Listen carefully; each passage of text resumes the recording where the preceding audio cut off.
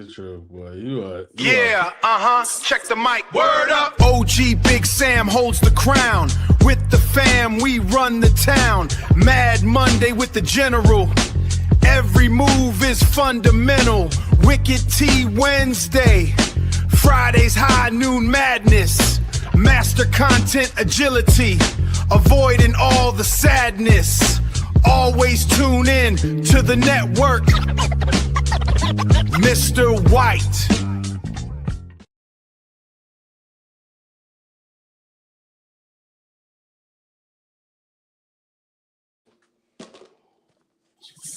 White power. White power. It's hump day. Hump day.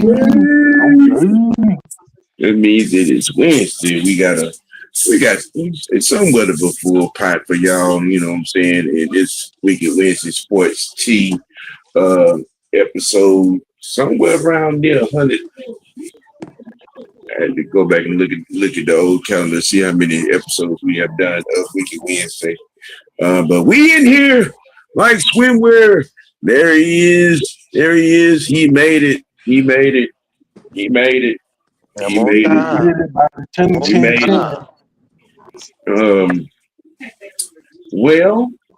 have been a bunch of announcements. There's been a bunch of declarations. Do some Falcon talk. We're gonna, talk a little bit about the dream. A championship nightmare. Yeah, we gonna get into that. With awards starting to be handed out at WNBA. You know what I'm saying? Will there be an emergency coaches meeting for Jack Strand to start?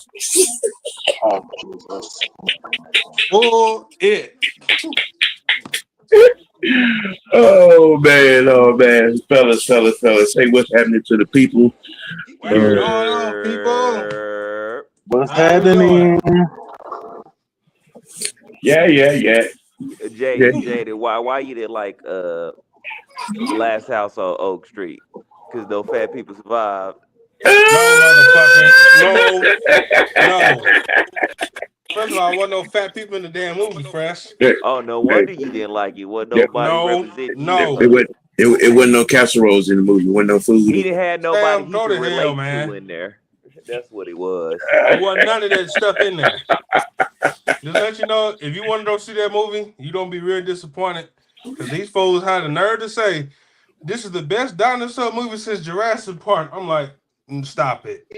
Y'all need to stop. Well, Jaden, it's hard to trust your opinion, so I'll go and get mine. Okay. You go see it for yourself, Fresh. He was turkey ass. I don't think that's a good decision. I'm just saying. He came to my birthday party, sat down with a 12-piece shrimp snack. I'm just saying. Man, what the hell are we talking about me for? Let's get on with the damn show. This ain't about wait a minute, and a cup of water. Move the hell on, man. Man, go. Oh, man. Hey, I'm just saying. This is not the Mr. Knight show. This is the Sports TM of the Week show. I was just trying to figure out why you big as a minivan. You know what I'm saying? What the hell did I got to do with anything? You got a 12-piece shrimp snack and a cup of water. Saying what the hell else I was gonna damn get? That's all I normally get any damn way. All right, okay. From Juicy Crab, hell yeah. Okay. Oh, so you saying your then acquired cougar only gave you a certain allowance. This ain't the topic, brother. So you only had the allowance to get a 12-piece shrimp snack and a cup of water. Subscribers of the Burning Wagon, this is not my channel. This is not my channel. Oh, so now if y'all hearing this is not my channel. This is Mr. White Network. This is from his show, not for me. Oh Oh man, that was fun. Opening thoughts. Coming, you know what I'm saying? We're nearing down to the third game of the preseason. And you know, you got some happy campers in camp, you know. You know, the guys on the offense seem to be happy with the ideas that are coming out of Tommy Rees's, you know what I'm saying, playbook and additions, you know, and trying to figure out, you know what I'm saying, what the guys like and want to do in the spirit, in the course of, you know, arranging a set of plays, you know what I'm saying, to work with that's going to fit this offense. A lot of the guys on the offense are happy with, you know what I'm saying, the run schemes that are being, the run blocking schemes that are being, you know what I'm saying, formulated for the run game by Callahan. You know, the running backs are, you know, out here doing backflips and jumping jacks. You know what I'm saying? They racing to get in the room with Callahan to see what he gonna come up with next. You know what I'm saying, to help the run game be what it's gonna be.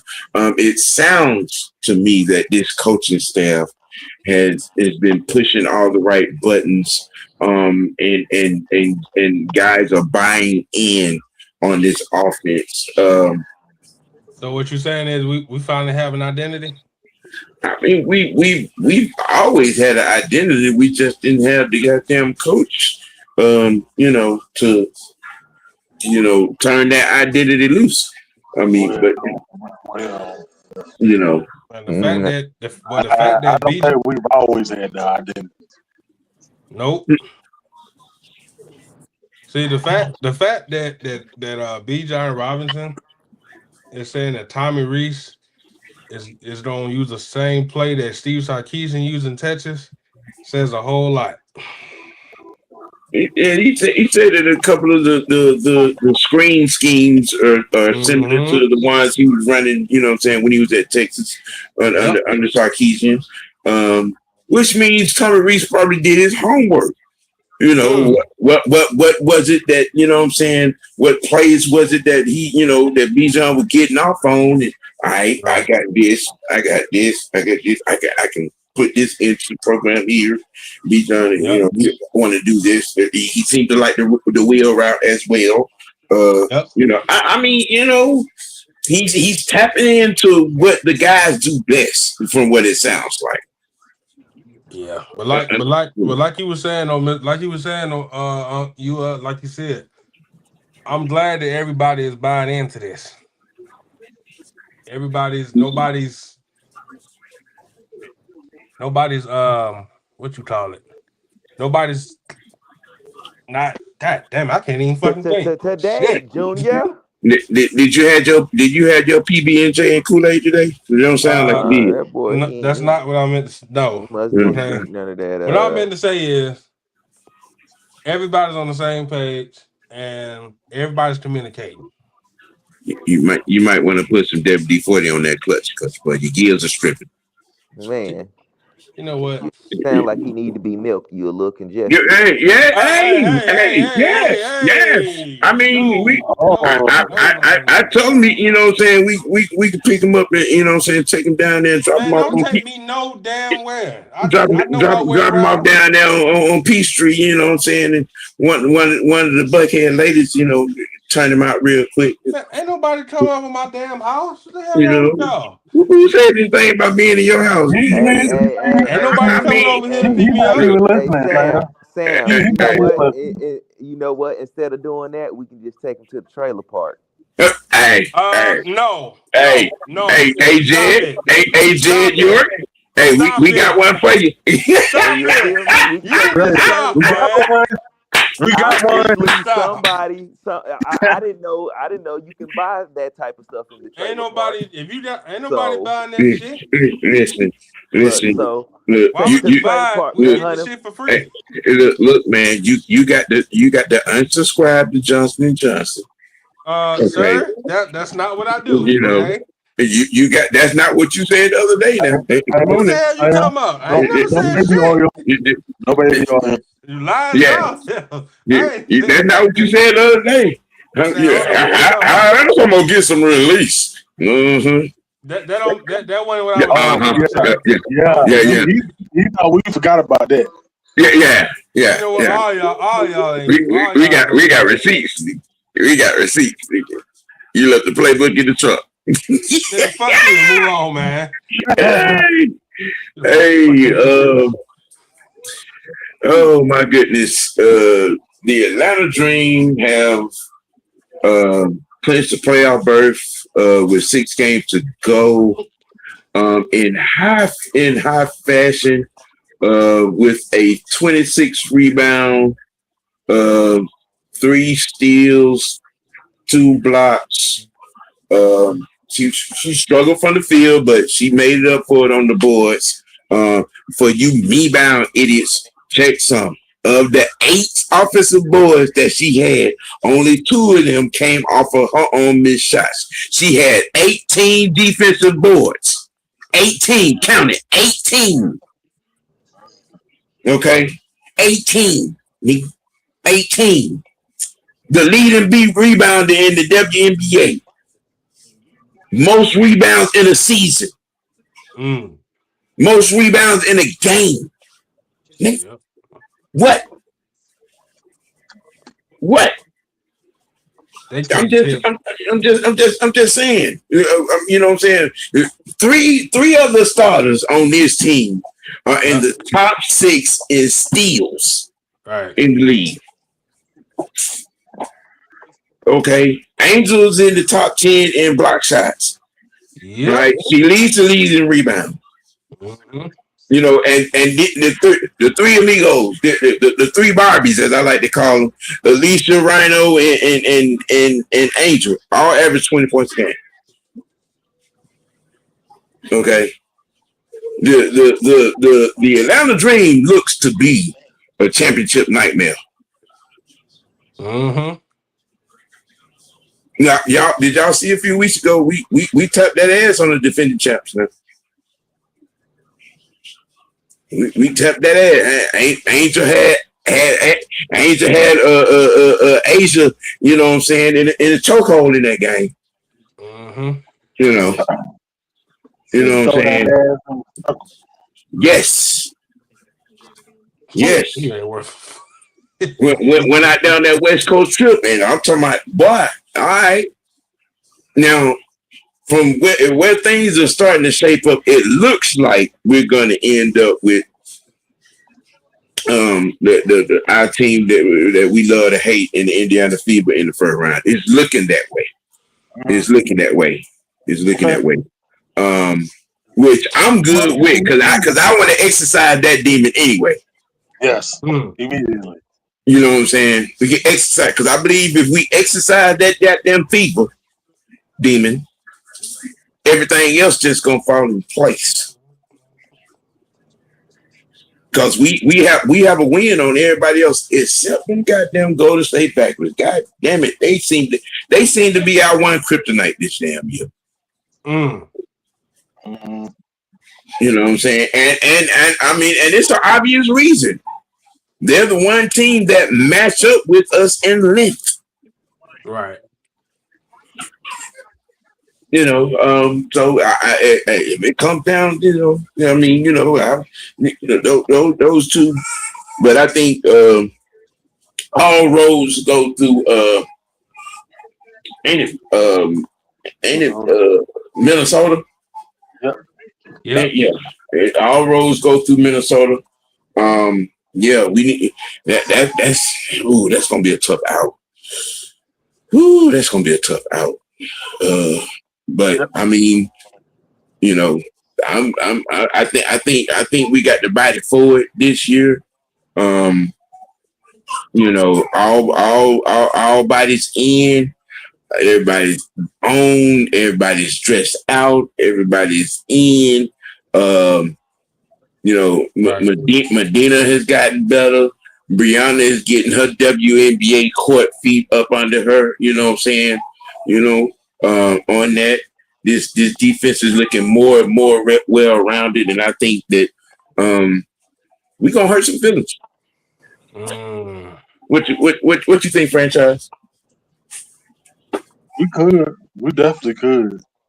I just want us to. We have to get more consistent Yeah. because some games we can look like we one of the best teams in the whole entire league, but then other games we go through these lows where we we only score maybe 2 points in a quarter or in like a half of a quarter. We can't do that against these championships, type teams. We're gonna be out looking at so we have to get more consistent. That's on both sides of the ball. No, if Mm-hmm. we can play as play a complete game, we can be there at the end of the season. I believe. Right. Yeah. Yeah. Yeah. Yeah. Yeah. All right, all right, all right, all right, all right. Okay, enough with the preliminaries. With the preliminaries. Um, a lot's going on in the media. You know,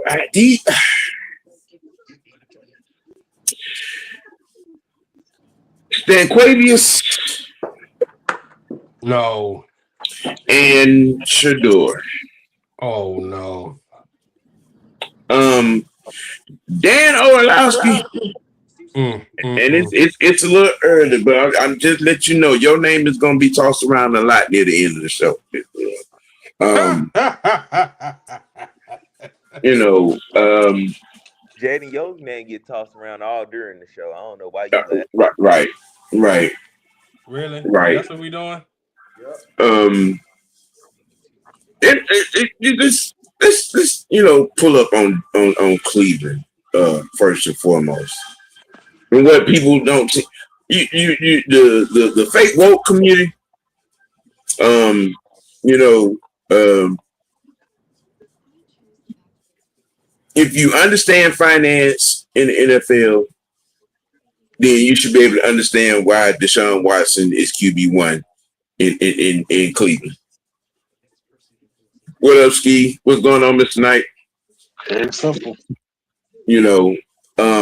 We're talking about $81 million in guaranteed money that's still on the books. The money says Deshaun has to play.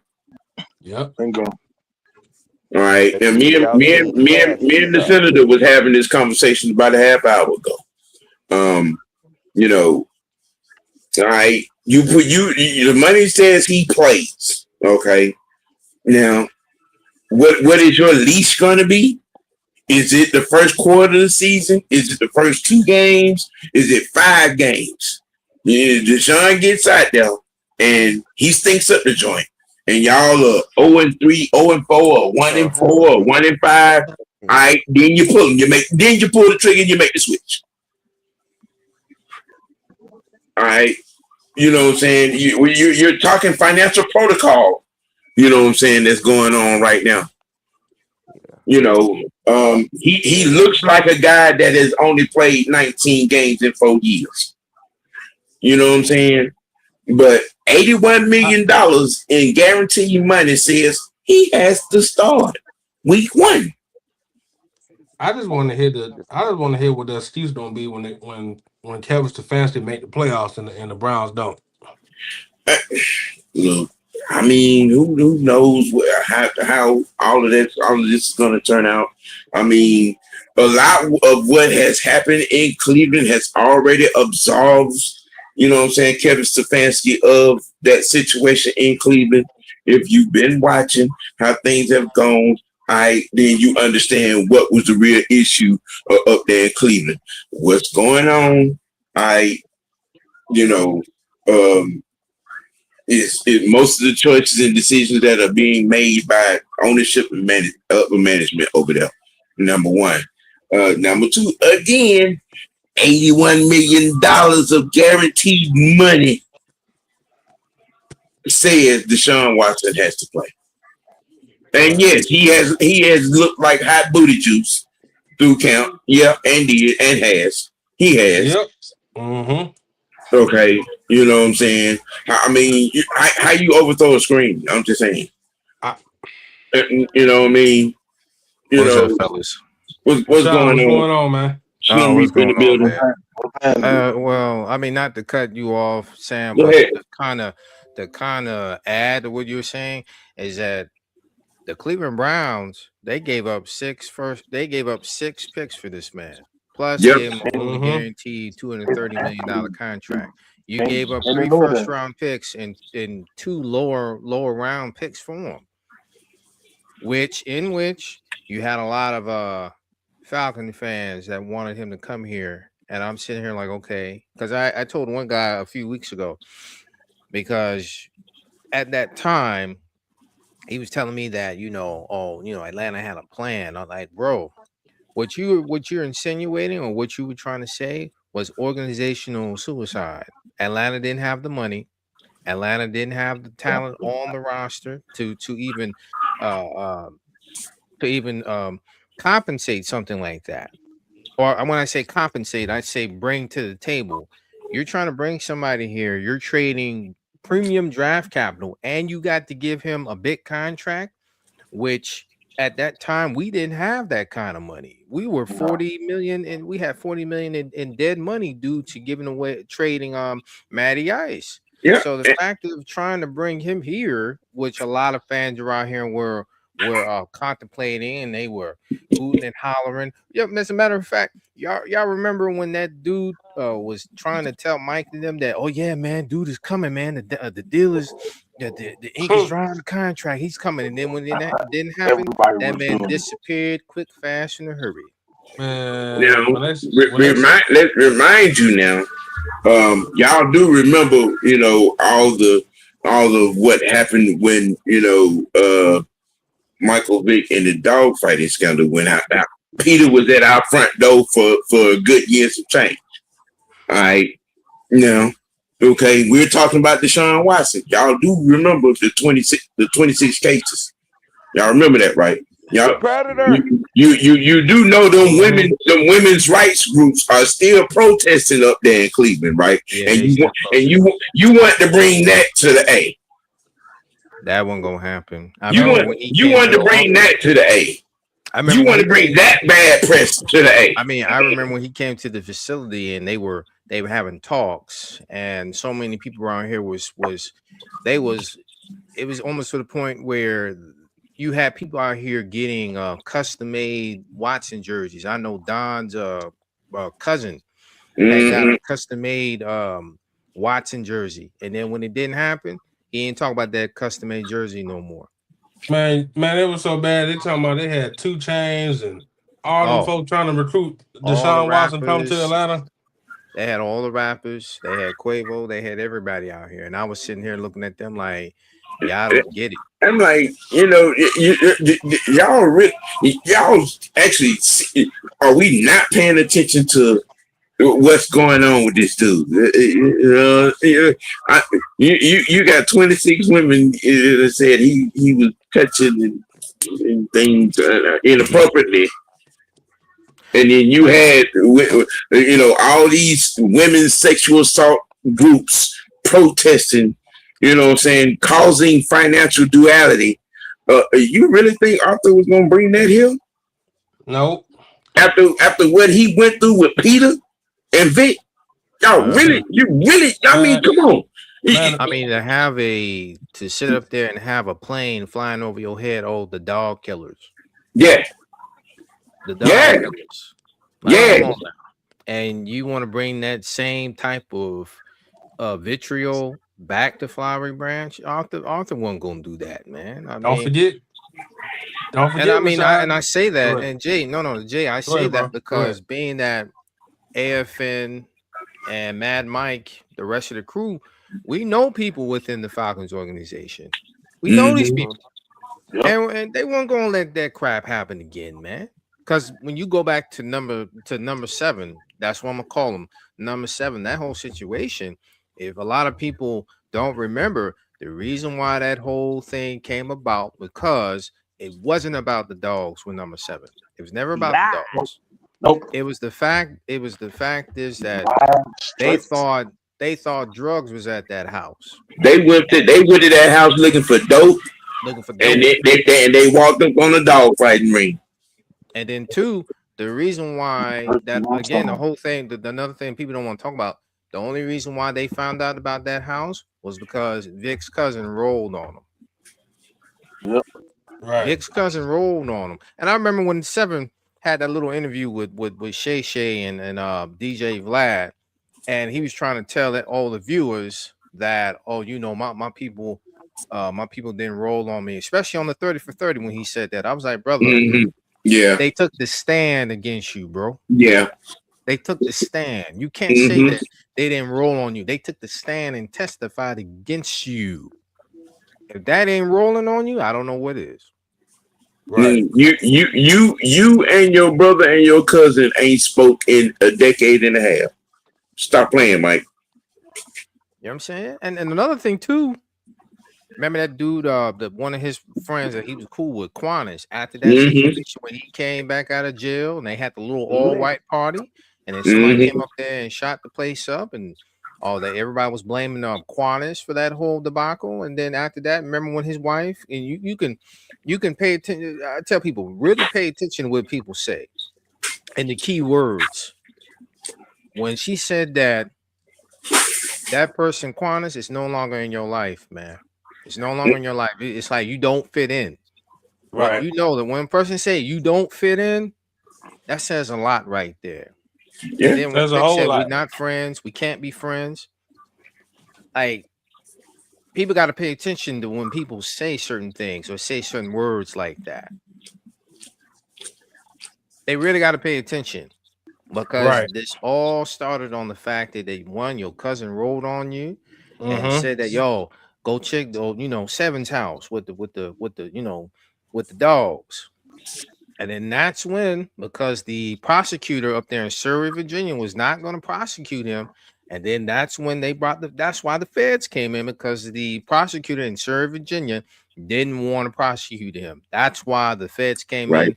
That's why the U.S. Department of Agriculture, their enforcement arm, came in and took over. That's why Vic got the 2 years, because he really got it because of interstate commerce. Yeah, when the situation went and what was found, it hit the news. All the animal rights groups, led by Peter, swarmed down on that thing. That's why the feds came in. You know what I'm saying? Somebody had to take a hit, and Mike didn't help himself by not telling Blank the truth. He did not help himself at all. Because people forget Arthur has so many connections, and he's one of them people. I'll just say that. Yeah. People. You mean to tell me if Vic would have told the truth, you mean to tell me Artie couldn't made a couple phone calls and swept that under the rug and then gave him a suspension, Vic would still be the quarterback for the Atlanta Falcons at that time. But he didn't do that. But you know this, Rashad? If it was still the quarterback, hell, we wouldn't even know who the hell Matt Ryan was. There you go. He could have went to Baltimore. Because remember, Ozzie wanted Matt Ryan. Yes. Ozzie was willing to trade was willing to trade picks for that second overall pick. Now, if it didn't occur, Matt Ryan would have been a Baltimore Raven. Yes. Joe Flacco would have been in Atlanta. Listen, strange twist of fate. Matt Ryan in Baltimore? With John Harbaugh? Matt Ryan in Baltimore with that defense? 4 Super Bowls back to back. All right. First ballot wouldn't even be in question. Matt Ryan is a defensive coordinator? Bruh. Now, the only question will be when. Bruh. I'm just saying. Matt Ryan is that organization with that defense. Nasty. A decade in Baltimore with Ray and Suggs in the crew and Ed. Okay, all right, okay. But but you see, that's when we tell people sometimes the organization you go to, especially if the foundation is all about the trenches, has always been about the trenches. And that's what Baltimore up until now. I'll just say that. But back in the day, Baltimore was all about the trenches. It was all about the run game. It was all about the offense and defensive line. It was all about having a disciplined team. And it also goes back to my argument that I've always said when it comes to our organization, we went away from our roots. We wanted to be all flashy and look good and instead of being good. Right. And what you have to show for it, not one single solitary Lombardi trophy is sitting in that trophy case in Flowery Branch because for so long we too focused on, again, we want to look good instead of be good. Right. Look good ain't done nothing for us. No. Right. But back to you was saying about the Deshaun Watson thing, Rashad. We were told that we wasn't serious about winning because we didn't get Deshaun Watson. I mean, personally, I don't think we. I mean, in my honest opinion, and I've said this to people. How do you expect? Even let's just hypothetical. Let's speak hypotheticals here. Let's say we did get him. Okay, let's say he did become an Atlanta Falcon. What were you gonna do with the limited draft capital? What were you gonna do for the offensive line or the defensive line? Being that you don't have 3 years of first round picks for the next 3 years. Now you got to rely on your second, you got to rely on your third, fourth, fifth round picks for them to even. You got to find diamonds in the rough. 2, you 40 million in the red, 40 million in the red in dead money. How you gonna get free agents to come down here? Right. That means that move was never gonna happen. That move was never going to happen. Number one, you still had Matt on the books. Yeah. You know, you still had Matt money on the books. All right. You know what I'm saying? And Cleveland had done saturated the situation with them $245 million. Oh. Okay, of guaranteed money. Where? Outside of with draft capital being used to make the move, do we have any of what we have now? No, because you had too many aging contracts, man, and that's when I try to tell people, leave emotion at the door. That's the number one rule of business. Leave emotion at the door. Always leave emotion at the door, because for one, you weren't gonna have the draft capital to get premium talent in the first round for 3 years. 2, you were gonna be 40 million in the red. Then another thing, number 3, the guys you had on the roster, you had to probably sit back and tell them like, yo, man, we need, come and restructure a few contracts just to get in the black. But what are you going to do for the next few years? That's what I told one guy. You got to have a plan. Like, what I think what a lot of fans in this city don't understand, it's like they don't know the difference between acquisition and succession. Acquisition is that you were trying to acquire Deshaun Watson, thus giving up premium draft capital and giving him a big contract that you know damn well you couldn't afford. Succession is that you already had a plan. You already had somebody in the cut, waiting to take the reins. That succession, that's a plan. That's a plan right there. Atlanta didn't have no plan. Nope. We were still feeling the miscommunication, and we were not ready for life after 2016. Oh no, we weren't. Okay, when all of those coaches, with Matt LaFleur getting out of town with Shanahan, we had no backup plan. And we still, up until this point, we were still feeling that. We felt that shit for a whole decade.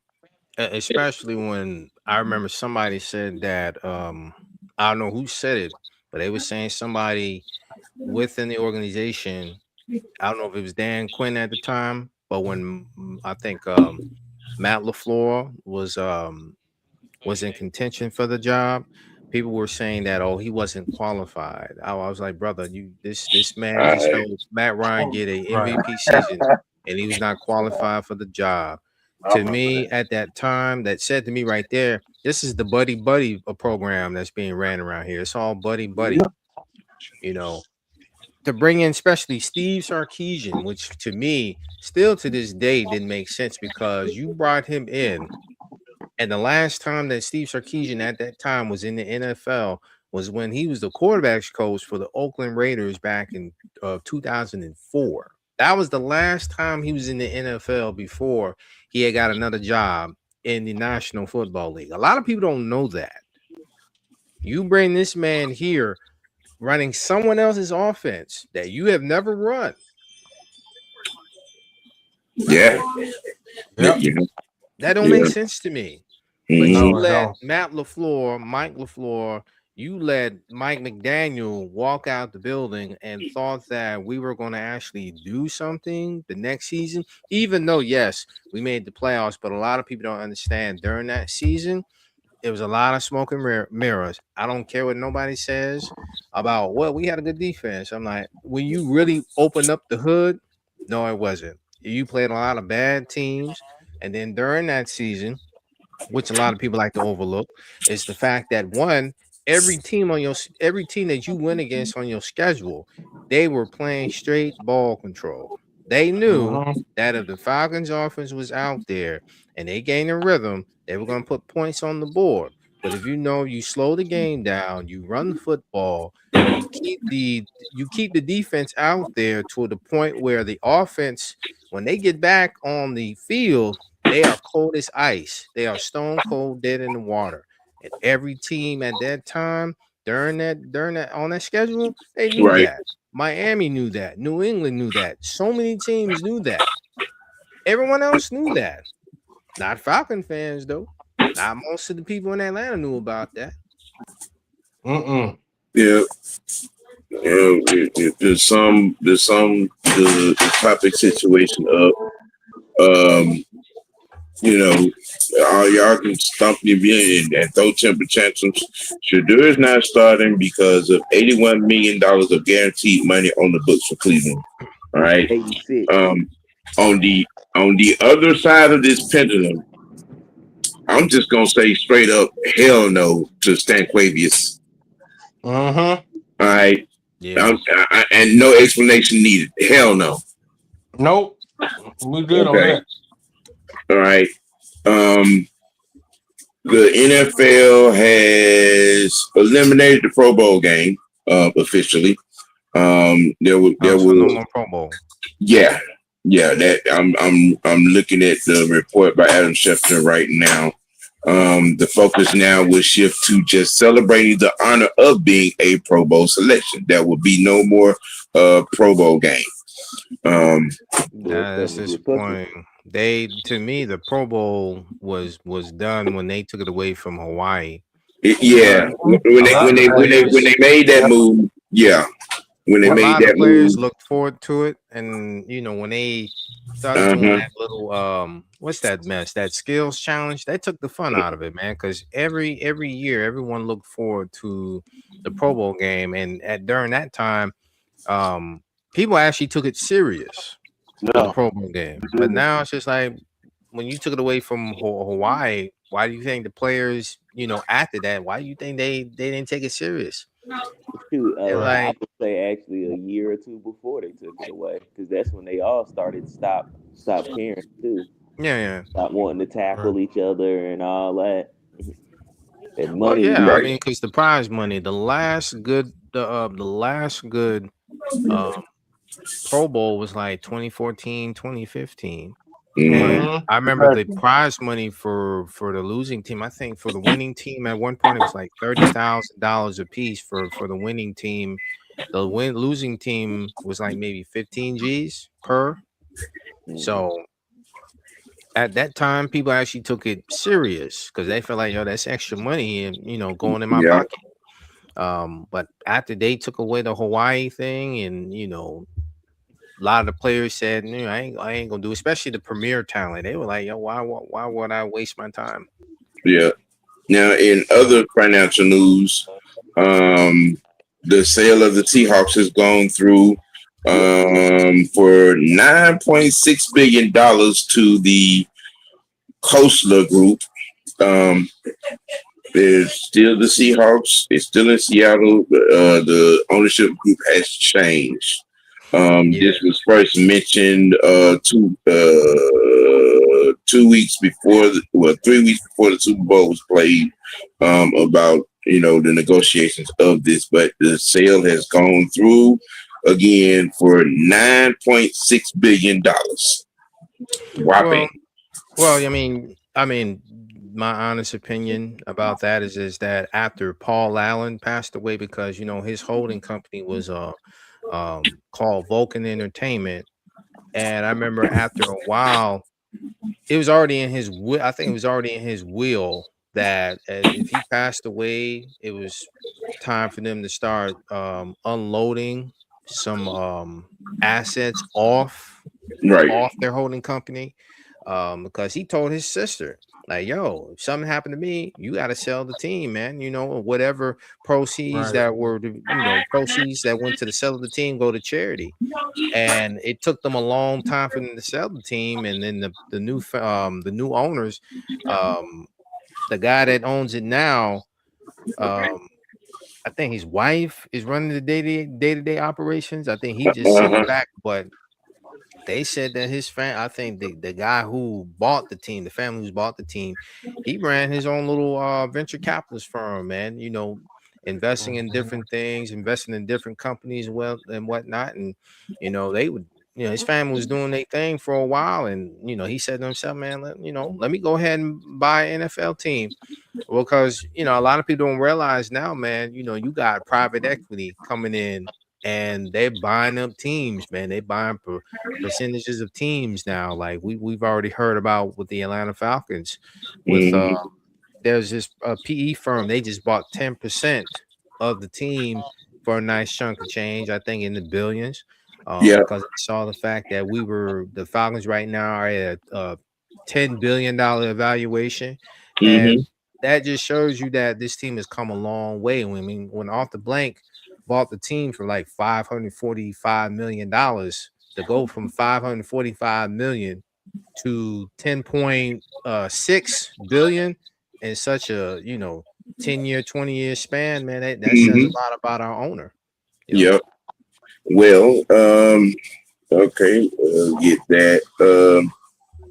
Inside the division, down in Tampa, Ruben Bain has suffered a AC sprain, as reported by Adam Scheffner. That piles on to what he's already dealing with. Sore shoulder. Reason why he was kept out of practice on today. As far as it's not, and it's being said that it's not something detrimentally serious, but they, the cautionary kept him out of practice today. On that, things have not gotten better in Chicago with the possible move of the Chicago Bears. Both sides in that particular situation up there have walked away from the negotiating table.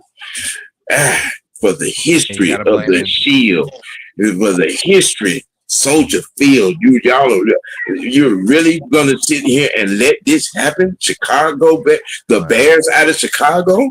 You gotta blame the mayor for that. Indiana Bears. You gotta blame the mayor for that, because, and I say this because I know a couple cats that from the Chi-Town area. I know an OG that is from Chicago, but he's lived in on the West Coast for a long time. This is all due to the mayor and him growing that multi-billion-dollar deficit in Chicago. I mean, you're letting a lot of resources leave the town. You let Caterpillar leave Chicago. You letting a lot of companies leave the city. And the Bears, man, they tried to make negotiations right, but the governor in Indiana over in Hammond, because Hammond is like 15 minutes away from 15, 20 minutes, or let's just say in that range. It's not too far from Illinois. It's not too far from Chicago. The governor of Indiana was like, yo, we got the land, man. We got the land. We Yeah, got the money. We got all that for you. yeah. Come on down. And so far, it's like they're gonna make that move. And again, you can't do nothing but blame the current mayor of Chicago. And people, let's just be honest, they don't like him up there, bro. A lot of people who voted for him, they thought it was gonna be cool. But when they started seeing how he was moving and shaking and moving, how he don't let, and I don't want to turn this into a racial thing, but the sad part is that he's left a lot of black folks out there in the wilderness. You kicked out all these black folks out of this apartment building, you put other people in and then give them money. You giving them free money, free room and board, free food, free everything. But yet you let the one best thing that they've had up there with the Chicago Bears leave that city. Yep. You mean to tell me you trying to run for re-election? You ain't gonna win. I'm sorry. Man, you don't lose that. You don't lose that bad boy with quickness, Jack. You don't lose that, Jack. Because I'm telling you, he is hated up there. Hated. Yeah, Xavier, I was just finna get to that. Unless you're sleeping up on a rock or you wasn't watching any of the, press conferences or, what I'm saying. MPJ will not be playing on Friday. It's going to make for an interesting banter. Tua is going to take the nod.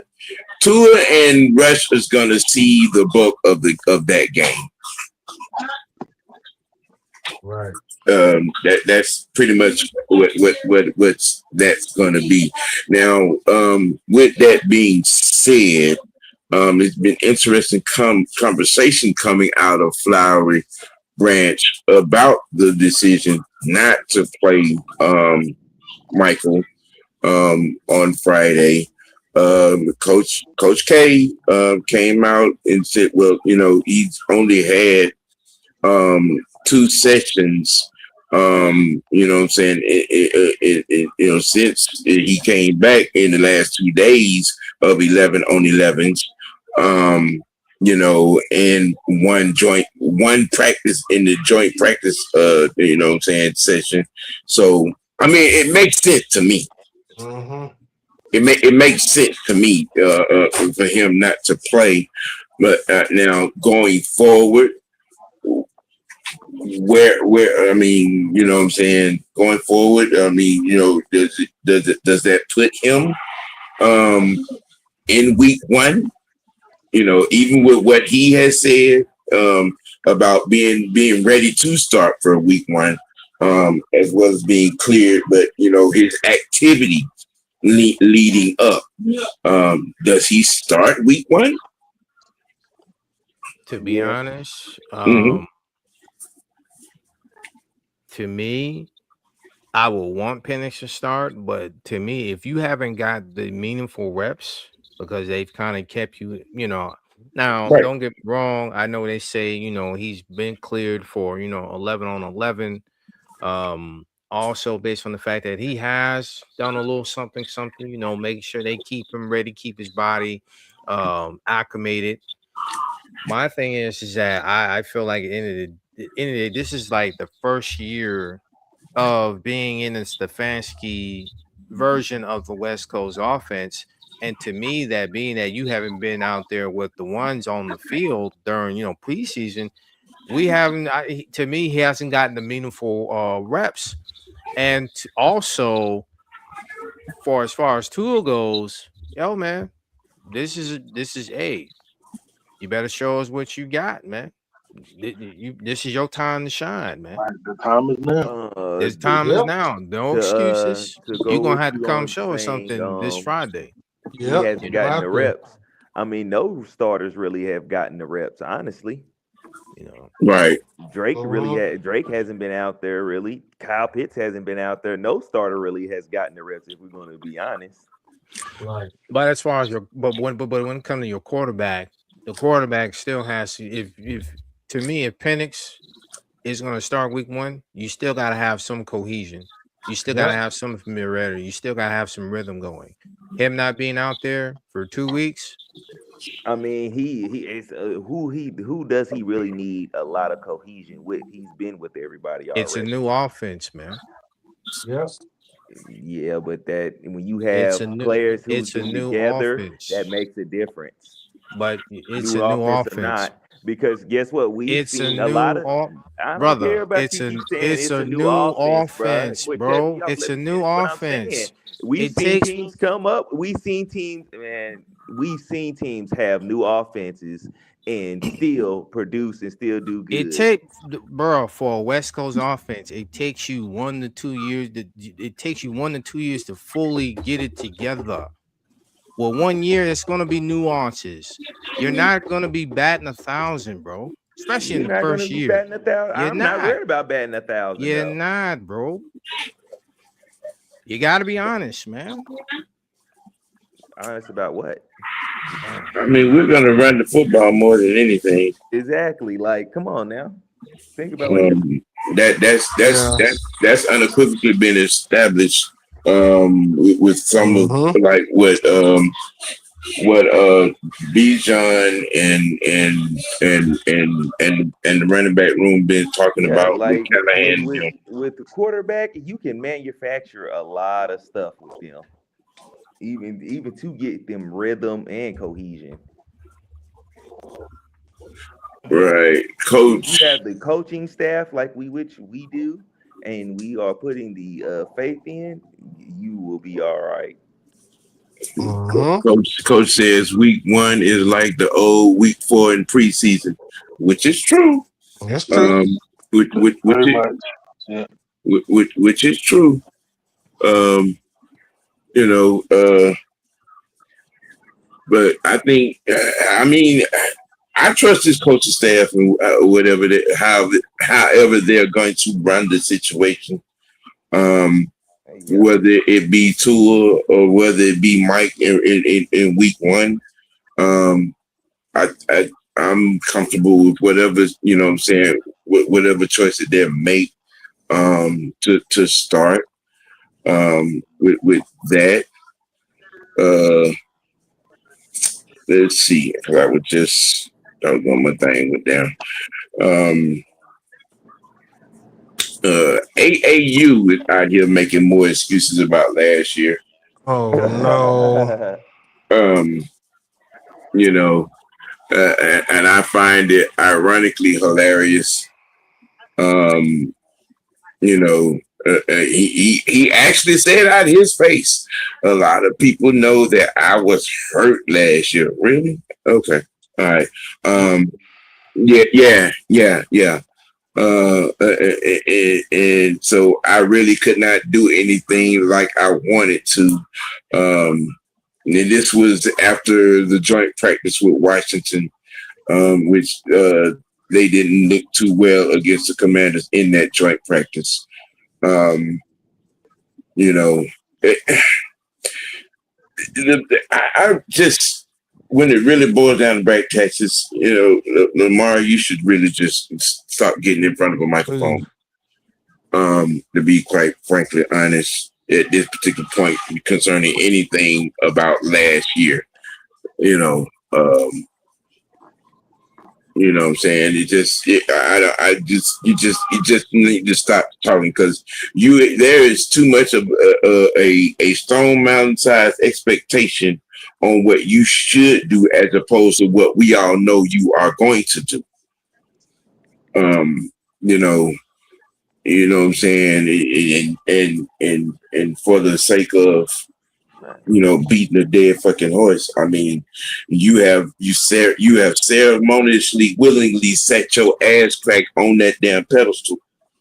You know, and then all this talk about having a chip on your damn shoulder. And Man, this fool got more excuses than a bitter baby mama. and you led that mutiny against Harbaugh. Yep. Okay. You know what I'm saying? You and it's clock struck 12 for free agency to start, and those 9 players, 5 of which were starters, left that damn team. You got to carry the brunt. Fuck all the excuses. You got to carry that weight, and it is Super Bowl win or bust. None of that other shit.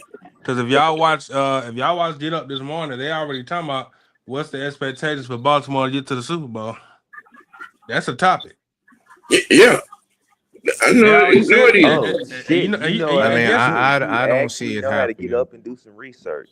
I've been watching sports shows, man. Don't do that, man. I don't see it happening. I mean, don't do that. Don't do that. I know because Lamar has had the defenses. He's had some of the pieces, maybe outside of a true number 1 receiver. Mm-hmm. But other than that, he's had top defenses and still can't get it done. I mean, bro, Mahomes and Lamar were drafted a year apart. Mahomes has been to 3 Super Bowls. 5. Won 3 Super Bowls. He's been to 5. Got MVP. He's been to 5.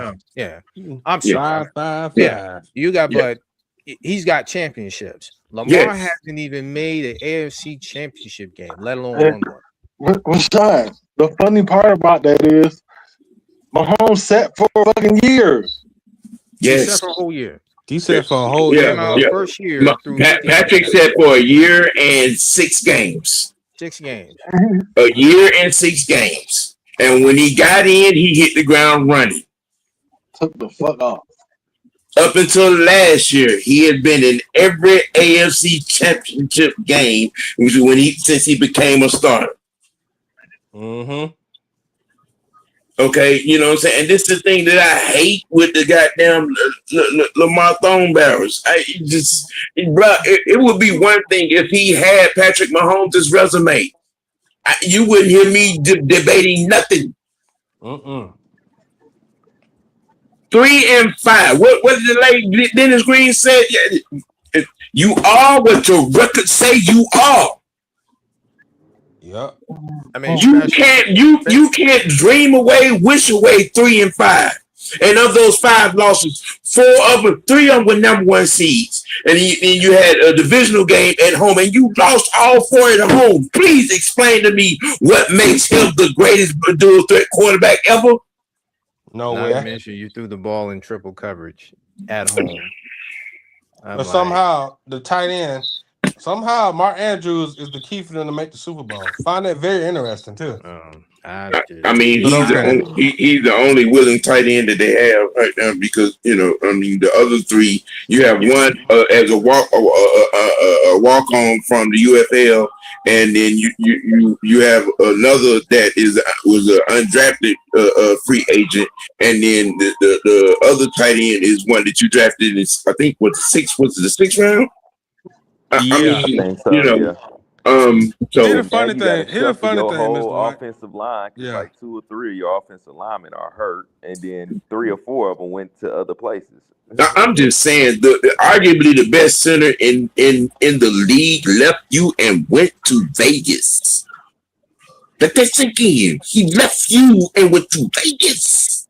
Mike Evans didn't want to come play with you. Mike Evans told Brock Purdy over. Oh my God. Okay. Big Brock cock. I'm just saying, man. Everything, man. And then the entire league, your peers, the guys that's on the field against you and with you, showed you in the top 100. You not that dude anymore, man. 66.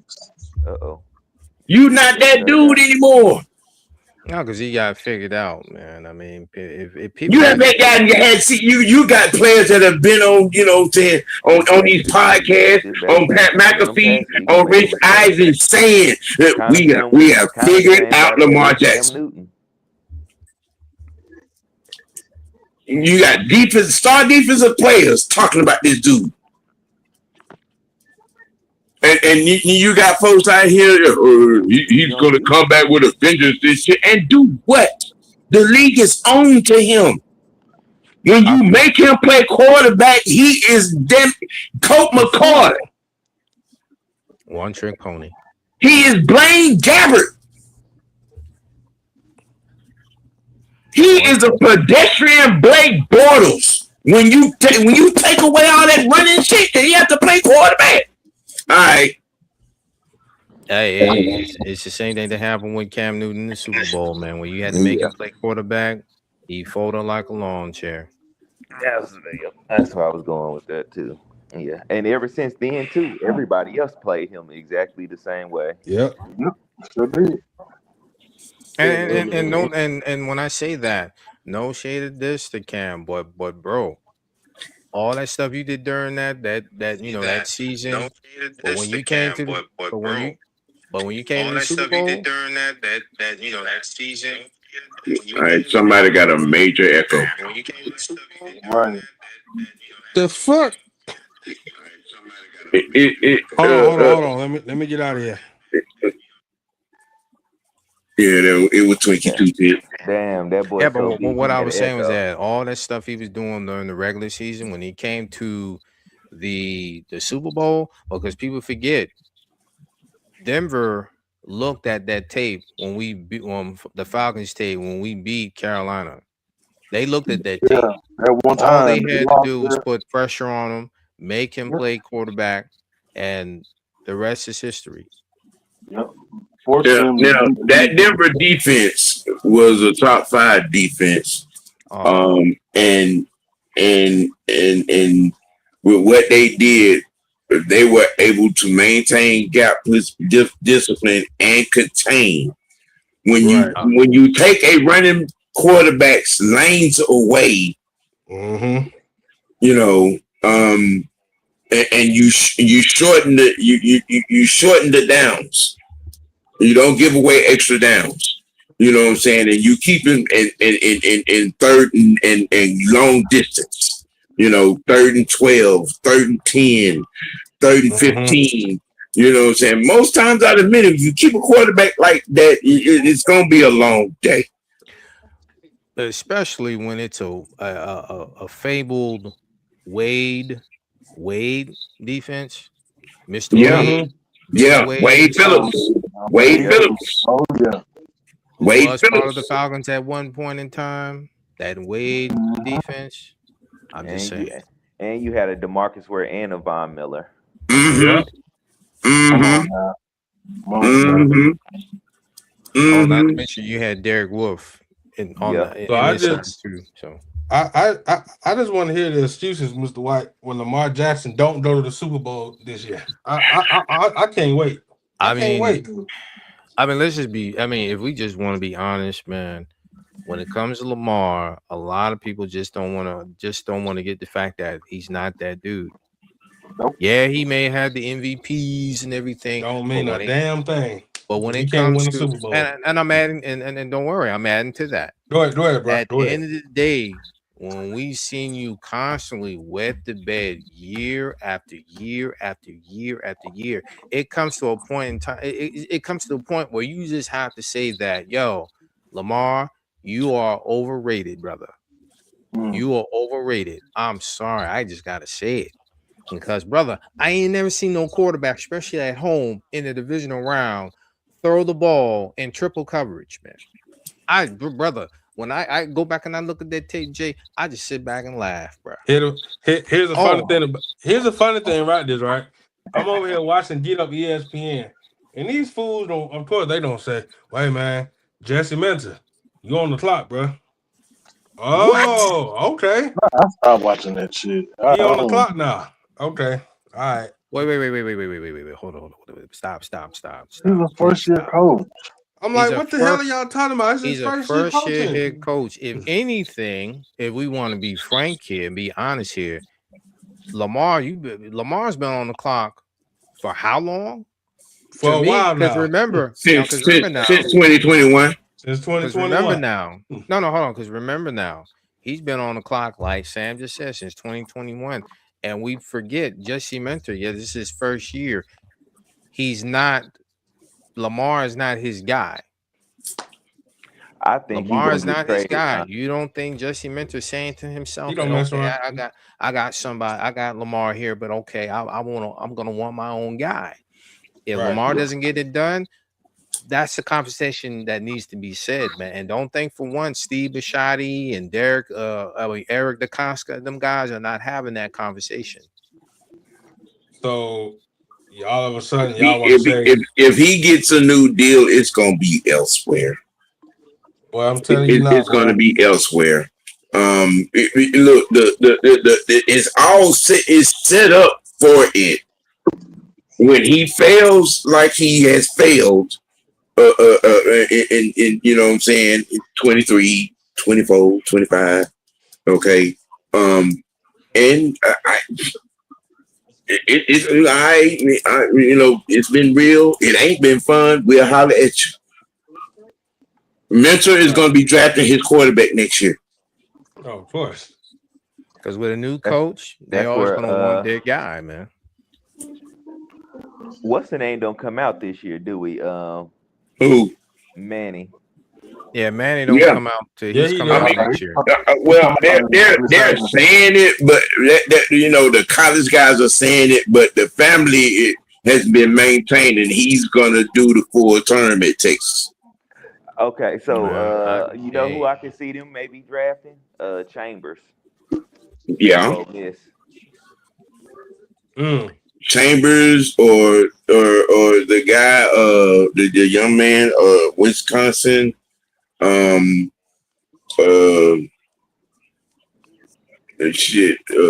boy in Texas A&M. There are a number of quarterbacks that Baltimore should go and get. You know, They might go get Gunnar Stockton.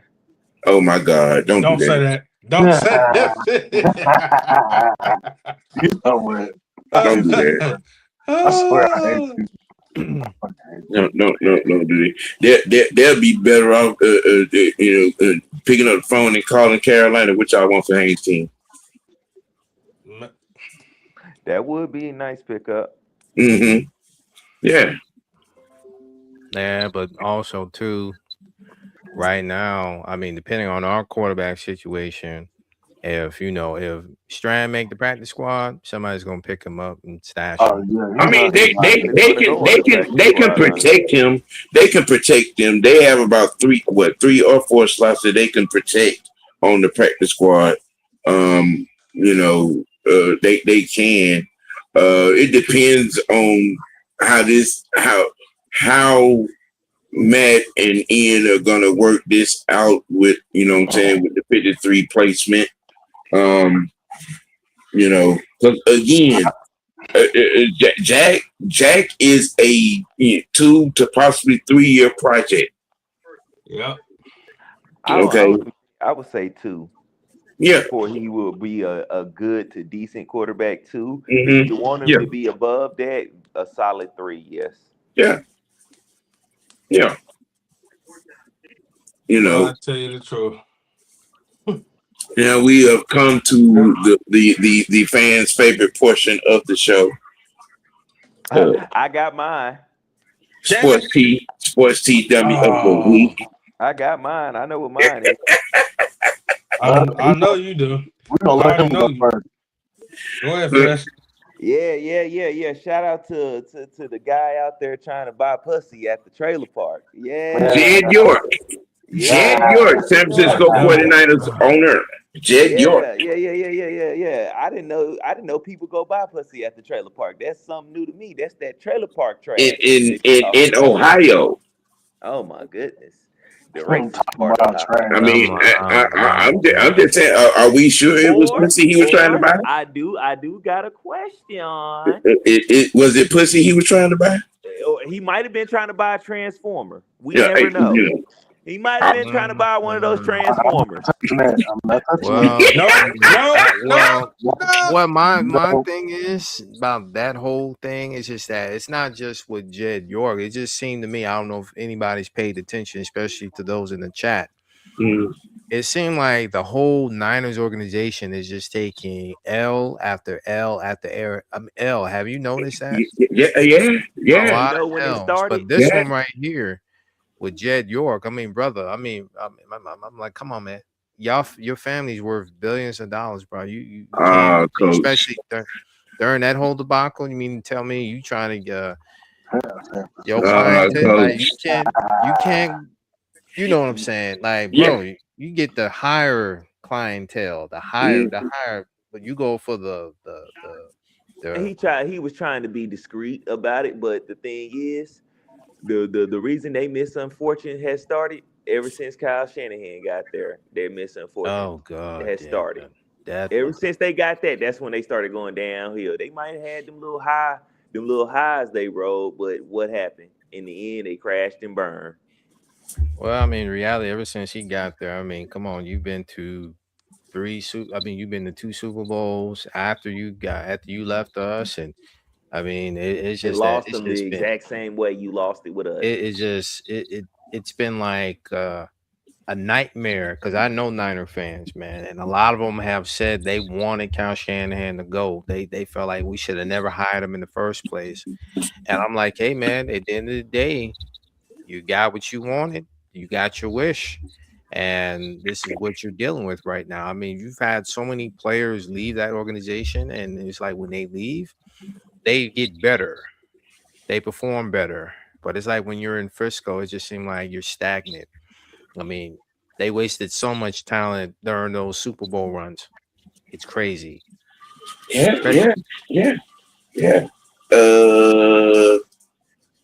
Who's next? Go ahead, franchise. I know you got one. Go ahead, Jay. My sports team in the week is Lamar Jackson. Stop running your mouth and don't actually win something for once. Damn, Sam, you sound like a man after your own heart. I mean, you know, you know, saying little big brother can't never do nothing originally on his own. You know, he trying to, you know, sound like he trying to buddy you up to something. Right. Which y'all not gonna do it. You're not gonna be ganging up on me on this goddamn show either. That's what you're not gonna do. All y'all can go to hell. Hey man, you so big, we gotta gang up on you. I'm just saying. I'm just saying.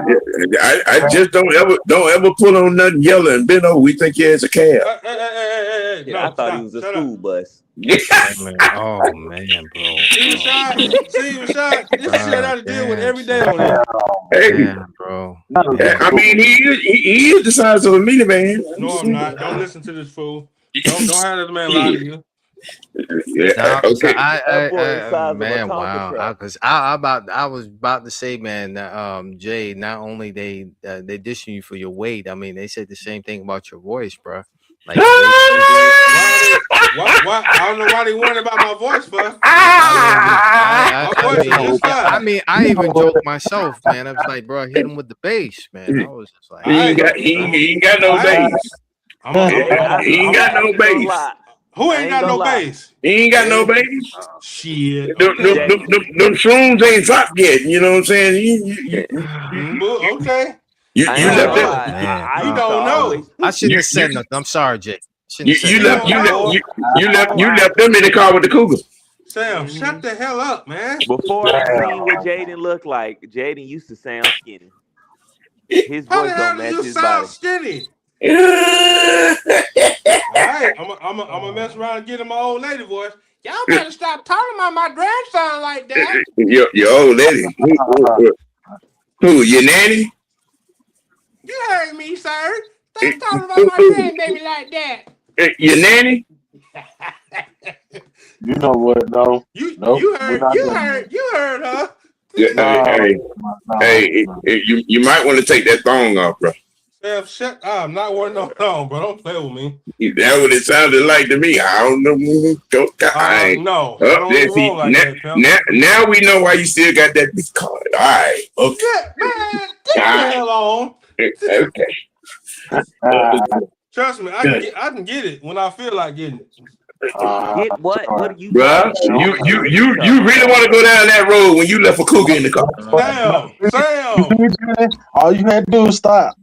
You really want to? I'm done. I ain't got nothing else to say. Sam, you see? Yes.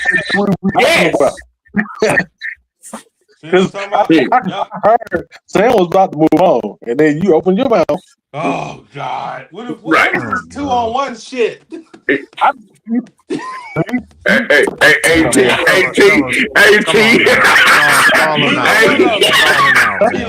Neither one of them. Stall him out, man. Stop. I'm Stall him out, man. I am done. But you can't lie and say he don't be asking for it. I don't be asking for a damn thing. It sounds like he got hormonal problems. Oh no. Oh, why? You know what? Why? Franchise? Why? Don't have with your sports team every week, bro. All right, okay. Here's my Wiki Wednesday sports tea. Mine is Jerry Jones. God damn it, damn it. No, I gotta say it. Jerry Jones, don't you ever disrespect Jimmy Johnson for everything that man did for your organization. Damn. I'm not mad with him for exposing your dirty laundry, because if it weren't for him and for that coaching staff, you wouldn't have won them championships back in the 90s. So at the end of the day, man, you know, and I've always said before, the Cowboys won't win anything until Jerry is out the door. Until his son will take over, but it's Jerry that's holding that team back. Now, as much as we love making fun of the Cowboys, I mean, trust me, me and Travis, we love making fun of the Dallas Cowboys. And me too. They're actually waiting to happen. But of course, my issue with Jerry Jones is that you're disrespecting a Hall of Fame coach that took you to the promised land and helped you win championships. Not only that, you let someone like a Barry Switzer use his players, use Jimmy Johnson's players. That team was on autopilot in '95. That team was on autopilot in '95. You sit up here and you take the credit, but if it wasn't for Jimmy, you wouldn't have them championships, man. Your team wouldn't have the highest valuation in the NFL if it wasn't for Jimmy. If it wasn't for Troy, if it wasn't for that Great Wall of Dallas, Jimmy wouldn't have lost in '94. If you didn't have guys like Haley and them guys and Ken Norton, that's my beef with Jerry. You're disrespecting someone that changed your franchise. You didn't have nobody like him after Tom Landry left that team. Yeah. So that's my pet peeve with that's my wicked Wednesday sports tea. That's my pet peeve, and that's Jerry Jones. Have more respect for someone that helped your team become successful, became the team of the 90s. Yeah.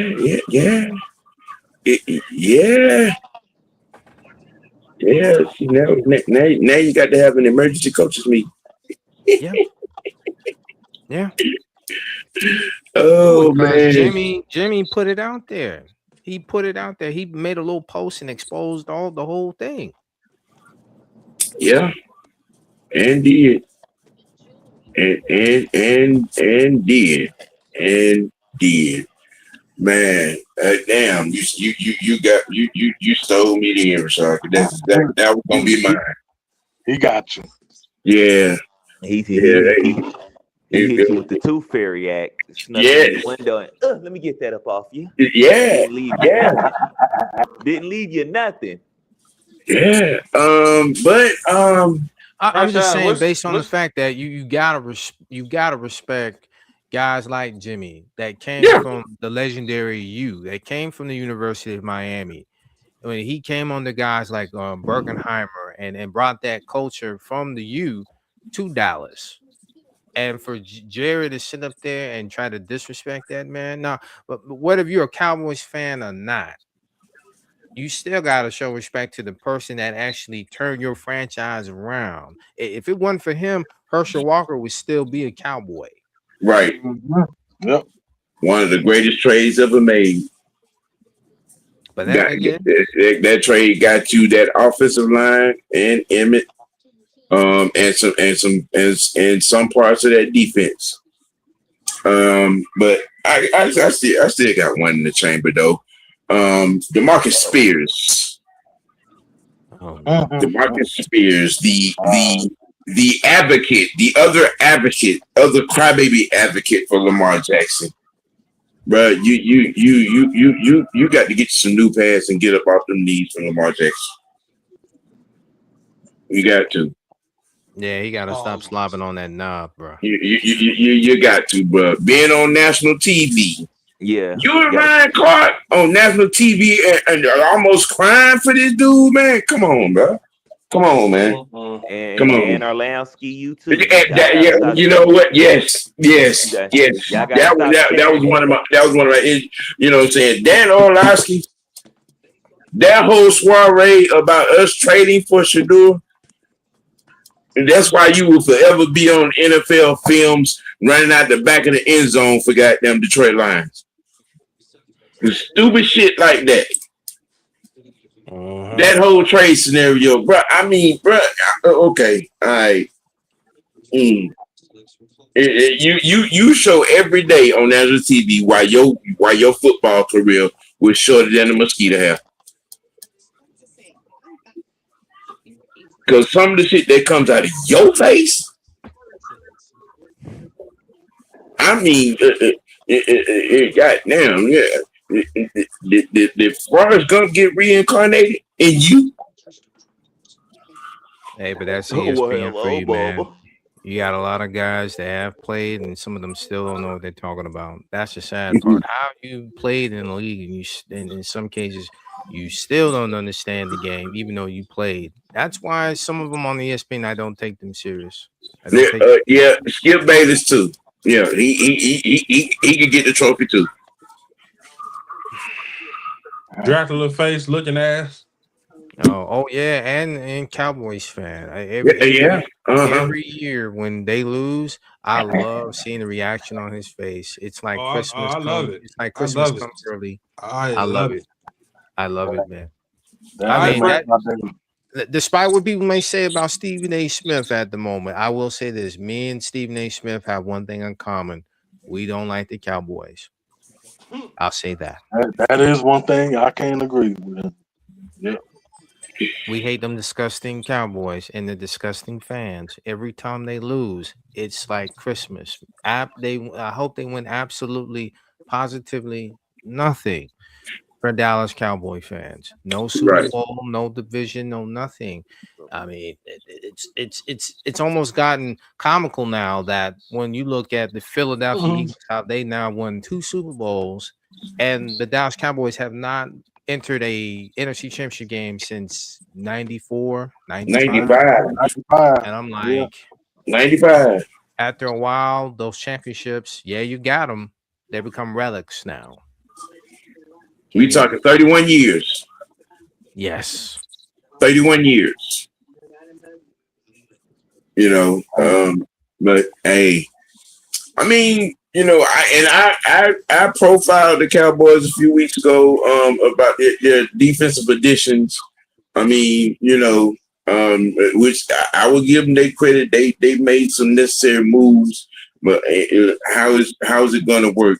Are they going to be better on the defensive end? Because your offense was gangbusters. You putting up 30 points a damn game. You know what I'm saying? But your defense was giving up 35. Damn, that sounds familiar. They made additions, and anybody can jump in any time. Yeah. Like, they made additions, but then as we go back and look at the rest of the division, Eagles, they've been getting a lot of pieces. Giants have been building. They've been doing their thing a little bit. And I would say the Commanders made a jump. Yeah, I just don't see Dallas doing much of anything. Now, they're going to be competitive. I'm not going to take that away from them. But when you can't even get out of your own division, I don't see it. I could be wrong. Get over that hump. It's time to stop talking about that. Yeah, until they do something in the playoffs, they can't. Because in reality, I mean, and I agree with everybody. My thing is that if you can't even get out of your own division, man, what's the point? You can sign this person, sign that person, you could bring in Von Miller and all that other stuff. But if you can't even beat Philly, the Giants, the G-men, and if you can't even beat the Commanders, what is the point, man? I mean, you know, they have to be significantly better on defense. I think they're good offensively where they're at. I think that if their offense is able to do what they did last year, points wise, and their defense can stop somebody, then I mean, maybe, just maybe. This sounds great, but maybe. I mean, it looks good on paper. That's why I'm still saying maybe. It sounds it looks great. good on paper, but if you can't even beat a Dan Quinn Commanders team, man, I'm like, I need to see it to believe it, man. Right now, Exactly. Yeah. They got to make me a believer. Hey, franchise, who your sports team of the week, bro? I know you got one of them. I already gave my sports team dummy of the week. I ain't That's talking about how I know you. it's gonna be I'm sorry. I'm sorry. Twinkie Two Chit. You the host of the show? I'm just asking. Is you the host? You must have had you a hostess cupcake. You all outside yourself right now. Right. No, I'm not. I'm just asking the question. Hey, go ahead, Fresh. I already gave mine. I said franchise, not fresh. I said franchise. You said fresh. No, you know what? That skull fat is just a little bit heavy right now. Let me say it clearly. Go ahead, franchise. Yes, I heard you say franchise. I don't know what he's talking about. Oh, shut the hell up and go, man. Damn. Anyways, I'm gonna need for these Falcons fans to pick a struggle, bro. I say that because just a week ago, everybody on Twitter was hooping and hollering that the season was over because we lost the fucking preseason game. Yep. I'm like, okay, and then fast forward a week. Oh, we're all good now because we beat the Colts. And Jack Strand is the new Matty Ice. D2 quarterback, QB1. I pray it's that bad answer, y'all. I'm gonna need for y'all to get it together. Yeah. Because y'all traded Matt Ryan like shit. All 14 years he was here. But now all of a sudden, y'all traded White power! who's been only doing this against 2s and 3s. Like he's the next power. How many G? White power. White power. They tuning for the tuning. Wow. White power. Yes. White power. If anybody's gonna fuck my sister, it's gonna be me. Yes. They gave the man. They get the boy got 3 new nicknames now. You know what I'm saying? They call him Jack Frost. Yes. And a few others. I think they're coming up with a bunch of new nicknames from him and everything. And Ice Strand. Yeah, Jack Frost. You know what I'm saying? Standing for the stranding. I'm like, really? We doing? I'm just be honest, man. I've had these conversations with people when it comes to Strand and Matt though. I'm like, when you look at the organization, when Matt was there, when Matt was here, the organization, in my opinion, was just focusing on one side of the ball. You wasn't thinking about the organization. And then when people talk about, well, okay, he didn't get it done, I'm like, no, bro. It takes an organization to win a championship. Yes. An organization. That means everybody, offense, Yeah. special team, front But they said the quarterback supposed to make everybody on the team better. I Well, mean, I'll he say did. He can't this. make the people in the office better. Well, I'll say this. No, here's the thing. I will say this. At the end of the day, when he left, everybody thought it was going to be so easy. Eight years later, 8 losing seasons. What happened? Yeah. Not only that, when they seen him throwing out there on the practice field, you had all these people talking about, "Hey man, can you suit up, please? You're right. Can you Suit suit up. up?" Right. And I'm sitting Right. like, hold on. No. They broke the internet in training camp. They broke the internet. They talking He about, said can a you suit play. up? We need a quarterback. I'll even say Don, part of the Don, he sent me a little message that some people that he knew, like stout or staunch Matt Ryan haters. He sent me a screenshot of the very same staunch Matt Ryan attractor say, like, yo, Matt, can you suit up, man? And Don said to him, like, hold on, you were talking mess about this man for 13, 14 years. He said, yeah, I know, man, but you know what I'm saying? I need Matt to suit up, man. No. What? Keep that same energy y'all had when he was playing. We're not doing that. No. Y'all the same one. Y'all were the same one that happy his ass was gone. Now y'all no. Nope. And that's one thing I couldn't understand when what I was seeing. I'm like, it was almost like we were in a parallel universe, man. Like, hold on, y'all say you want the man to suit up? Right, y'all here coming now. Like, what is going on? Like, what's going on here? So franchise. So franchise. What you saying is that they want him to come on back. Come on back. Nope. Baby, come back. Baby, come back. You. Yeah. And I remember Pot, you there? Pot. Yeah, he said. Yeah. What my thing is that I used to tell people, or matter of fact, the whole crew used to say it all the time.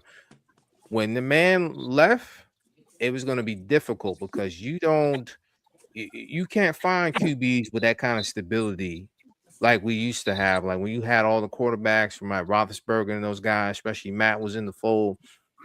As you see now, you don't have that kind of stability. When you had someone like Matt that only missed 3 games in his whole career, man had 10 straight seasons of 4,000 yards. You don't have that kind of consistency. And a lot of people took that consistency for granted. And now all of a sudden, when they seen him throwing on the football field, now some people were trying to say they took it as a joke. No, bro. When I see networks like ESPN, I'm seeing all of social media. I'm talking about all across social media. Made that video went viral, man. That wasn't no joke. A lot of folks wanted him to come back, but I told one guy he don't need to come back. Why would I want my future Hall of Fame quarterback to come and play for a city that didn't appreciate what they had in front of them? I wouldn't. To me, I would rather him stay in the front office and build the team that way. So when we finally get to the big dance again, there ain't nothing y'all can say, because in reality, I feel like him winning the championship from a front office perspective, it's going to hold more weight because you're the one that's bringing in the groceries. You're the one that's getting together with Ian and Kevin how to make this work. Because when you look at it, Matt has the final say on everything when it comes to the football side. The football operations, everybody has to go through him, and he has the final say on everything. So basically, what you're saying is he's showing the fans how the team should have been built while he was playing. Hello. There it is. Yeah, exactly. Because again, I'll break it to you like this, and you can use this anytime somebody tries to debate you. So hear me out. When Thomas Dimitroff was the general manager, right? When you look up the draft history, there was 86 picks. He had 86 picks that include regular draft picks and comp picks. Because remember, during the TD's time as a general manager, we were getting a lot of compensatory picks, a lot of comp picks, right? So out of those 86 picks, you mean to tell me out of 80 of those, only maybe 10 to 20 of them actually panned out? 10 of them were actually Pro Bowlers, and those 10 were on offense. When you ask any of Falcon fan, because I've said this before, anytime you ask a Falcon fan, when was the last time you had somebody on the defense side of the ball that was the same equivalent as Julio Jones, they'll never give you an answer. They can't do it.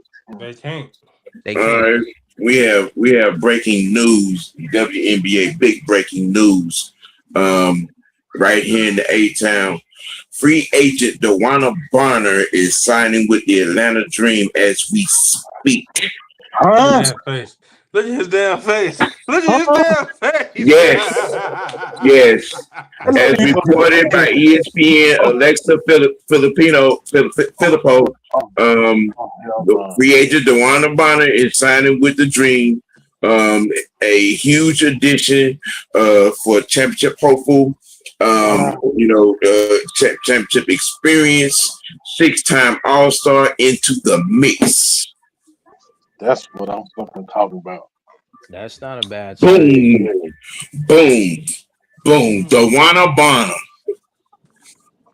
coming to the A, y'all. That is not a bad signing. Yep. Yes. That is happening right now. It just came across my ESPN feed. Yeah. But Atlanta needed a shooting guard. I can tell you that right now. You needed a shooting guard in the worst. Well, that'll add to that second five off the bench. You got to give some experience to that second five. You know what I'm saying? And add to a rotation of shooters. So, to get a six-time All-Star and a 2-time champion on your team. At this late in the game, I'll take it. Yeah, that's huge. That serves notice. We dead ass for real. That rings all kinds of alarms. And shit, we was already a problem. We're even a bigger problem now. And it's been a long time. I know we got off the subject, but just for a long time, like, can we please win a championship? Can the Dream please win a championship? There've been too many times we've gotten to the WNBA finals and we ain't sealed the deal, man. Like, something need to give, man. Something need to give. Hey, we about to find out in a couple of weeks. Because it'd be nice again for the city to experience something. It's been a minute since the team the city has experienced a championship like the Atlanta United, but for the Dream, if they're able to get to the finals and get the job done, I think right now Atlanta would take anything right now. I don't care what. The way this team is built now.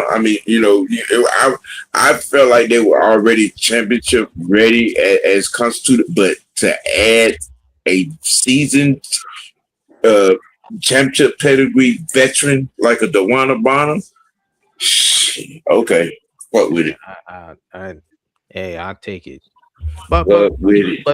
But P, like I said, man, it's just that when we look at how the organization was built, as far as the trenches, we never drafted guys that were game changers, game wreckers. Because ask yourself this question: when you talk football with your peoples, and you ask them this, when was the last time you actually feared? No, I'm saying to them in particular.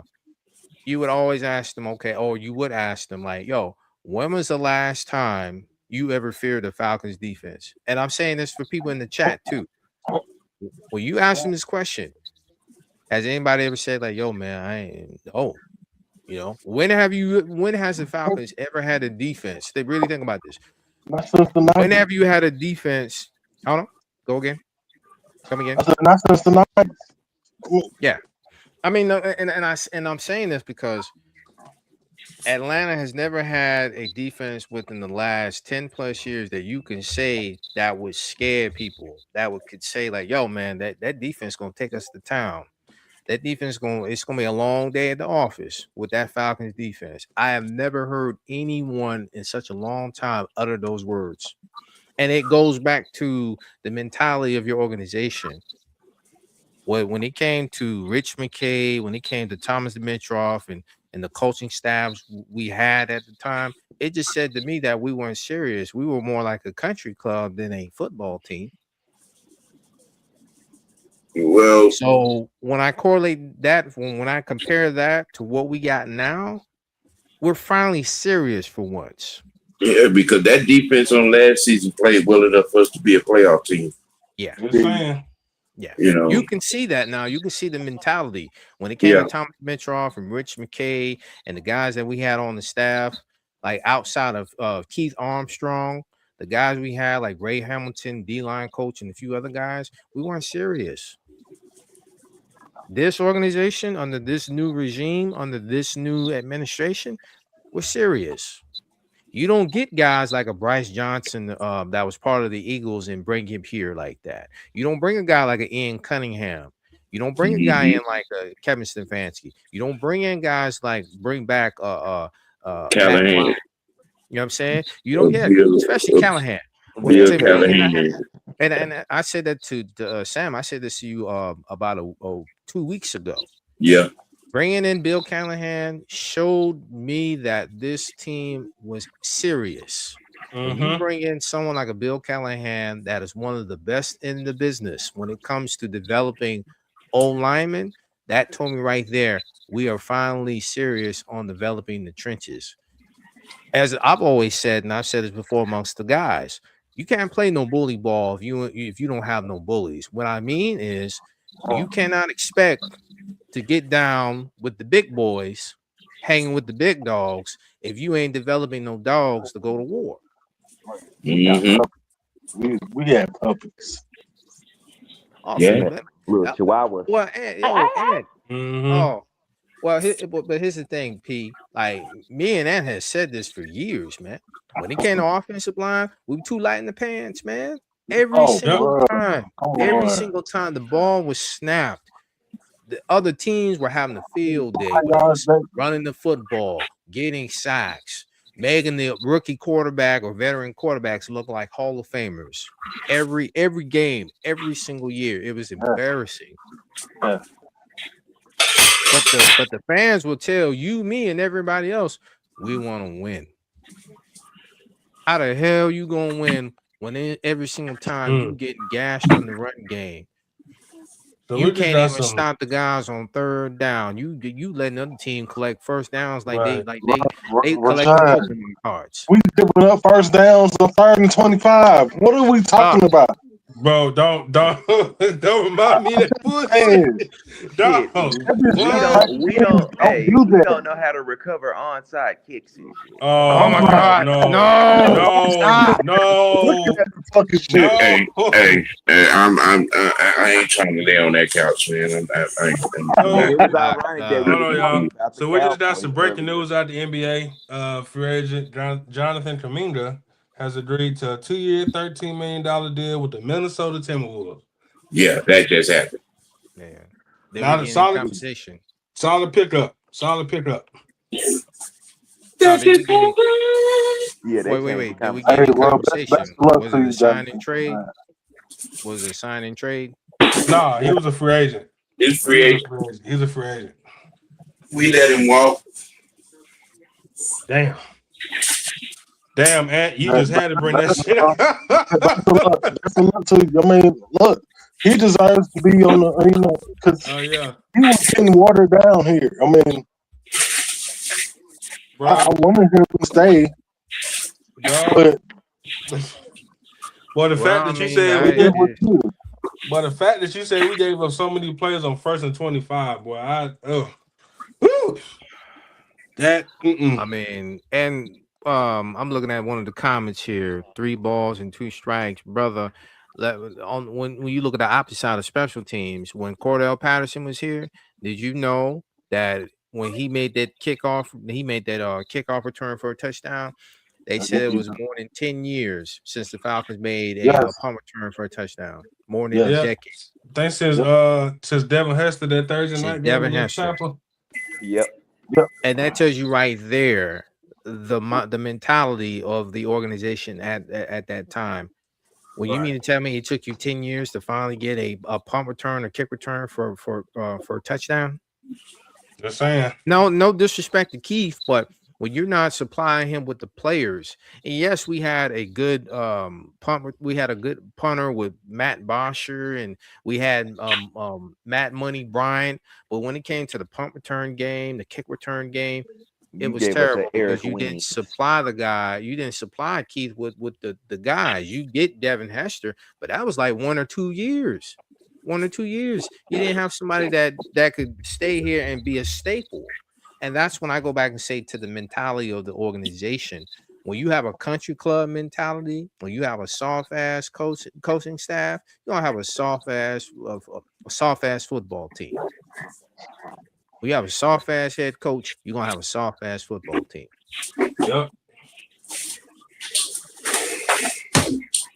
And people knew we were soft, man. You had freaking Saints fans. I remember that guy Keenan Vaccaro when we had the hard knocks, man. And Mike Smith was saying, "Oh, we're gonna be tough. We're gonna be this. We're gonna be that." And Saints players at that time made comments like, "Oh, y'all ain't tough." Bernard Pollard, he was like, I remember he said in the preseason game that year, or the year after, he said, "Oh, they're pretenders." And to hear that, it hurt. Because again, when you have the coaching that is not like tough, not playing tough, you are tough. And then when the rest of the organization, rest of the league can see that you're soft and you don't do nothing, man. And then not only that at that time, that front office was bringing in players that were cheering for the other teams. Also, man. did I say Tyler Davidson? No. And on that note, thank you.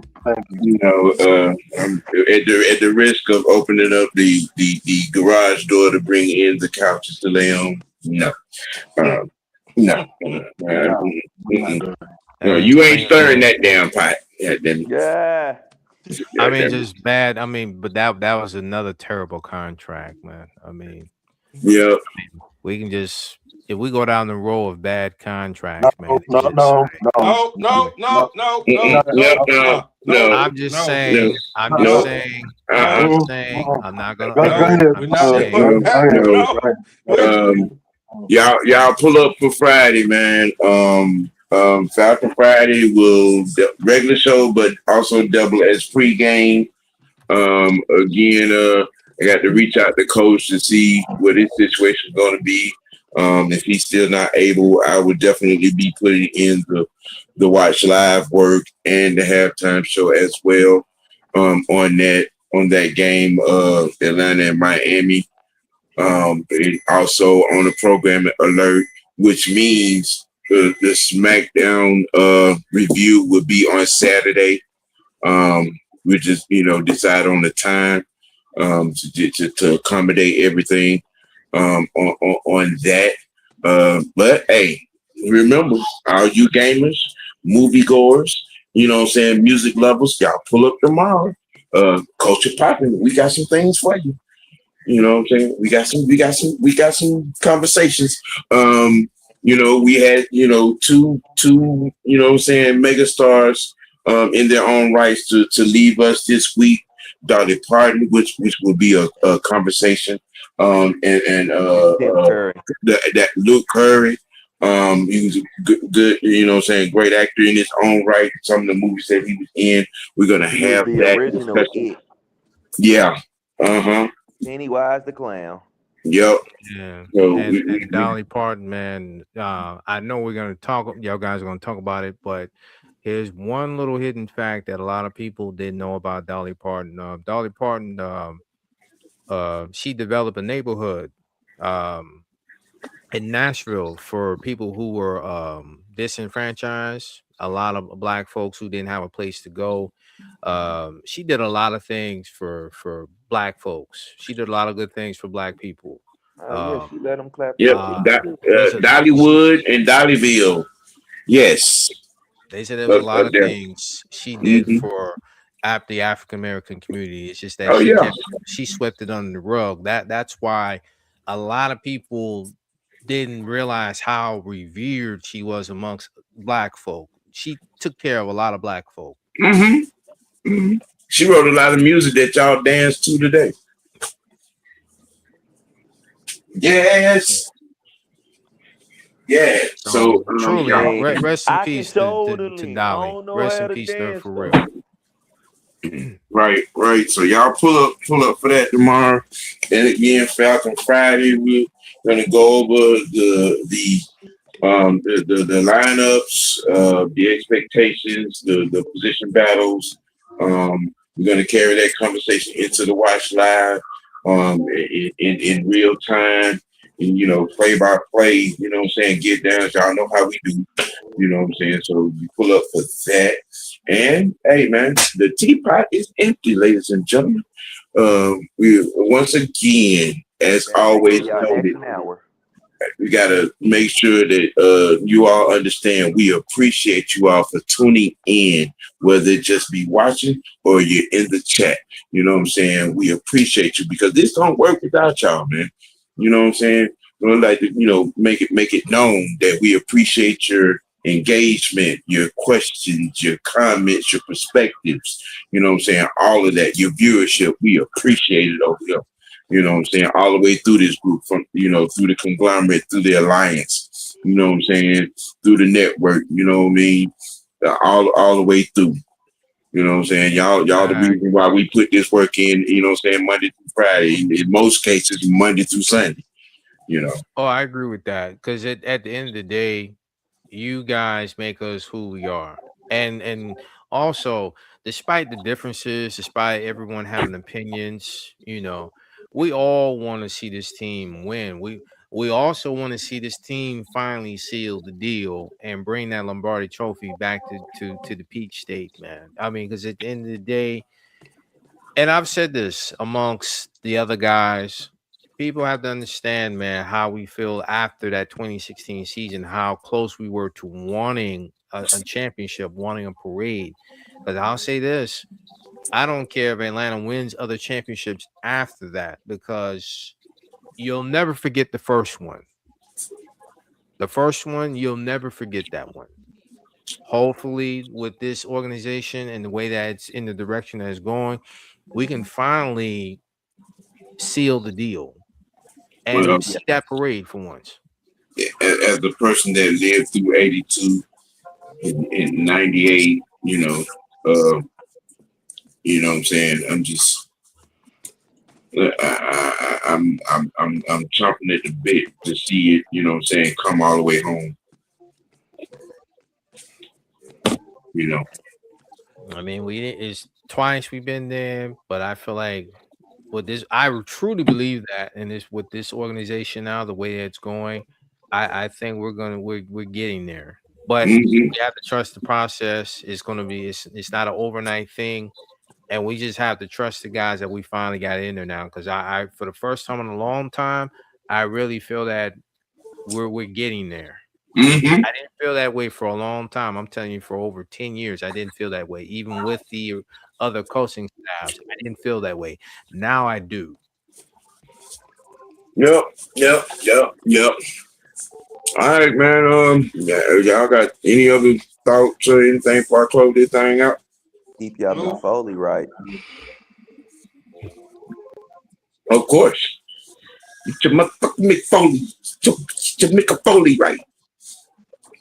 Get your TLC right. Hey, man. Again, appreciate everybody tuning in. With that being said, man, we gonna keep this thing we're gonna keep it dirty. We always gonna keep it real with ourselves. Let your next choice be your best choice. And for the Slim Reaper, the Pot Stirrer, Twinkie Two Tit, the BP, and yours truly, the people's OG, aka Mr. White, man. Y'all have a good night. Y'all go check out the heavy hitters later on, man. We out. Peace. Peace.